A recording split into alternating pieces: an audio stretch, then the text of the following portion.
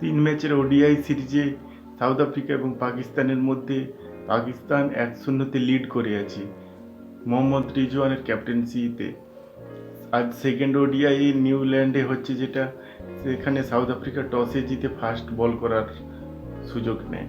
পাকিস্তানের স্টার্টিংটা খুবই উইক ছিল, 4 ওভারে তারা মাত্র 5 রান করে এবং তাদের আবদুল্লাহ শফিক 2 বল খেলে ডাক করে ফিরে যায় মার্কো জনসনের বলে এবং অ্যাডাম ম্যাকরামের হাতে ক্যাচ তুলে দেয়। এরপর সায়াম আয়ুব, তিনিও 25 রান করেন 31 বল খেলে এবং 9.3 ওভারে ফিরে যান মাপা খার বলে, যিনি 18 বছরের বিস্ময়কর বালক। তখন দলের সংগ্রহ ছিল মাত্র 53 রান 2 উইকেটে। এরপর দলের হাল ধরেন বাবর আজম এবং রিজওয়ান। তারা এই 9.3 ওভার থেকে শুরু করে 33 ওভার পর্যন্ত ম্যাচ টেনে নিয়ে যান। 115 রানের পার্টনারশিপ করেন।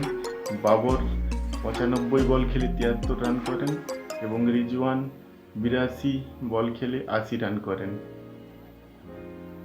বাবর যখন ফেলেকুয়োর বলে ক্যাচ তুলে দেন তখন দলের সংগ্রহ 168 3 উইকেট এবং রিজওয়ান যখন মাফাকার বলে কট অ্যান্ড বোল্ড হন তখন দলের সংগ্রহ 192 4 উইকেটে। এরপর সলমন আঘা 33 রান করেন 30 বল খেলে, ফরচুনের বলে ক্যাচ তুলে দেন এবং আজকে সবথেকে ভালো খেলেছে 192 স্ট্রাইক রেটে খেলেছে কামরান গুলাম, যিনি 32 বলে 63 রান করেছেন এবং মাফাকার বলে ম্যাকরামের হাতে ক্যাচ তুলে দিয়েছেন। পাকিস্তানের টেলেন্ডারদের মধ্যে ইরফান খান 15 রান করেছেন 16 বল খেলে, শাহিন আফ্রিদি 16 রান করেছেন 9 বল খেলে এবং হ্যারিস রফ 6 রান করেছেন 2 বল খেলে। সাউথ আফ্রিকা 14 রান এক্সট্রা দিয়েছে এবং পাকিস্তান একটি লড়ার মতো টোটাল 329 তাদের সামনে দিয়েছে।